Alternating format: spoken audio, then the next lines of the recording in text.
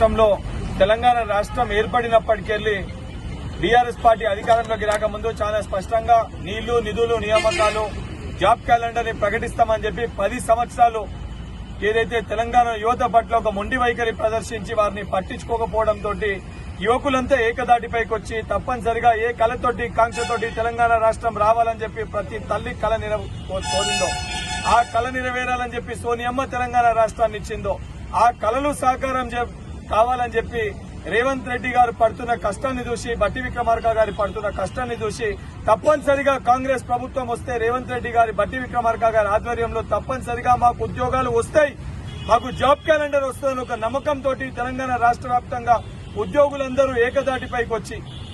అందరూ కూడా ఏదైతే కాంగ్రెస్ పార్టీని అధికారంలోకి తీసుకురావాలని చెప్పి ఆ బాధ్యతని వారి భుజస్కంధాలపైన వేసుకుని తెలంగాణ రాష్ట్ర వ్యాప్తంగా ఏదైతే సంబంధించి కాంగ్రెస్ పార్టీ పక్షాన ప్రచారం చేసి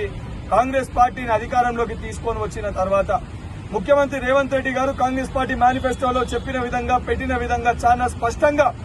ఏదైతే నిరుద్యోగులకి సంబంధించి జాబ్ క్యాలెండర్ ని ప్రకటిస్తాము, అసెంబ్లీ సాక్షిగా దీనిపైన ఏదైతే క్లారిటీ ఇస్తామని చెప్పి గౌరవ ముఖ్యమంత్రి గారు చెప్పిన విధంగా ఈ రోజు అసెంబ్లీ సాక్షిగా ఏదైతే జాబ్ క్యాలెండర్ ని ప్రకటిస్తూ ఈ యూపీఎస్సీ తరహాలో ఏ తేదీన ఏ రకంగా ఎగ్జామ్స్ ని నిర్వహిస్తామని ఒక భరోసాని కల్పించడానికి ఈ రోజు కాంగ్రెస్ పార్టీ శ్రీకారం చుట్టింది. దానికి నిరుద్యోగుల పక్షాన తెలంగాణ రాష్ట్రంలో ఉన్న యువకుల పక్షాన